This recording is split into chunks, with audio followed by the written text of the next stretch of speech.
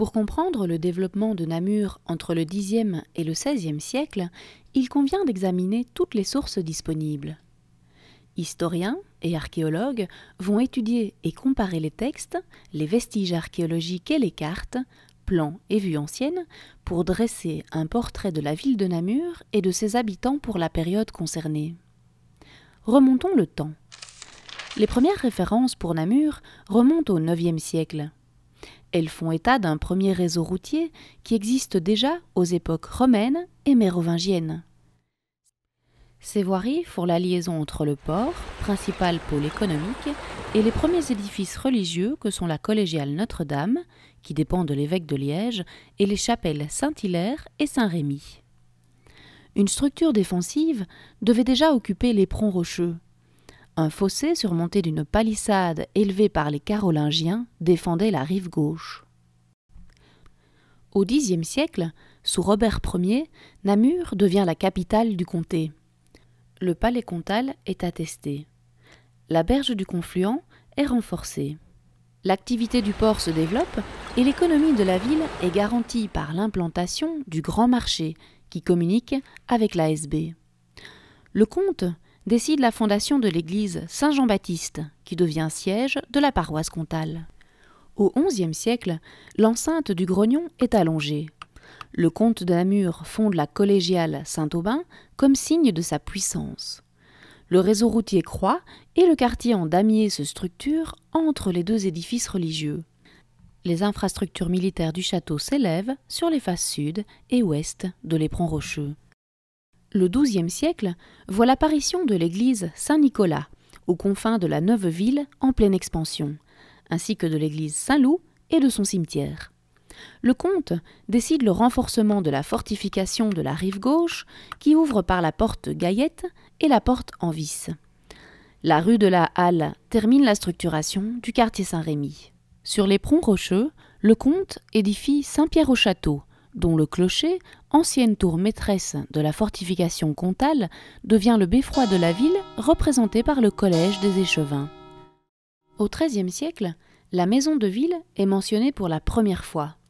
Le pouvoir urbain s'émancipe peu à peu du pouvoir comtal.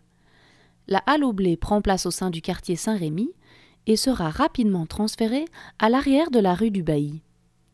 Les moulins sont mentionnés en bord de Sambre. Suite à la fondation du couvent des frères mineurs par le comte, la zone marécageuse du Houillou est assainie, permettant une colonisation de l'espace. La halle aux viandes est édifiée en vis-à-vis de la plaie aux poissons. La construction de la deuxième enceinte commence et de nouveaux axes de circulation se mettent en place. L'accès à la ville se fait par 3 portes, la porte Saint-Aubin, la porte Seigneau et la porte Oyoul. L'extension de la cité se poursuit en dehors des limites de la fortification. Les croisiers s'installent en périphérie. Un vaste terrain est destiné à la foire d'Herbatte qui accueille une fois par an des marchands étrangers. Le comte a installé son logis sur le côté nord du Haut-Château et en développe les structures défensives aux abords du fossé occidental. Il double également l'enceinte du XIe siècle pour établir l'espace de circulation grignoté par les habitants. Le XIVe siècle verra la destruction de Saint-Hilaire et l'aménagement d'une place. Cette dernière va favoriser la circulation des marchandises issues du port. L'enceinte du château se renforce au Champeau et l'érection de la 3e enceinte commence. Le sac de Dinan va entraîner l'arrivée d'immigrés à Namur. Les dinandiers sont accueillis par le comte qui favorisera leur installation pour redresser l'économie de la ville. Des institutions religieuses féminines font leur apparition à Namur à cette époque. Les Sœurs Grises s'installent à proximité de Saint-Aubin, tandis que les Dames Blanches construisent leur couvent près de la Cuvisserue. L'édification de la 3e enceinte se poursuit et s'intensifie sous Philippe le Bon. Les 3 portes sont en place, Entrieux, Samson et Saint-Nicolas. Au XVIe siècle, la ville cesse son extension suite à une stabilisation de la démographie. L'aménagement le plus remarquable est celui opéré dans le quartier Saint-Rémy. Des îlots entiers disparaissent pour dégager l'espace de la Grand Place. Le nouvel hôtel de ville est édifié.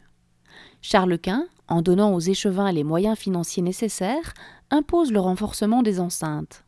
Saint-Aubin devient cathédrale. La tour Saint-Jacques accueille une cloche destinée à annoncer l'ouverture et la fermeture des portes urbaines. La ville du XVIe siècle est à bien des égards celle que nous connaissons encore aujourd'hui.